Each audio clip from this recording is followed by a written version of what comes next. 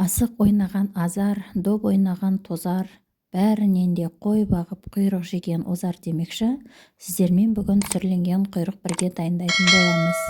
Ол үшін бізге қажетті мүмкіндігінше сүрленген қойдың құйрығы, каструлямызға су құйып, тұз саламыз татымына қарай, лавр жапырағын саламыз, қара домалақ бұрыш саламыз, үстіне кесіп дайындап алған құйрықты саламыз.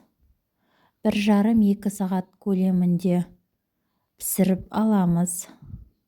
Құйрық пісіп дайын болғанша үстіне жағатын дәмдеуіштерді дайындайтын боламыз. Ол үшін бізге 4-5 тіше үккіштен өткізілген сарымсақ, қара бұрыш, қызыл бұрыш, орегано және кинза қажет болады. Барлығын бірге араластырамыз. Піскен құйрықтың үстіне ыстықтай кезінде дәмдеуіштерді жағып аламыз.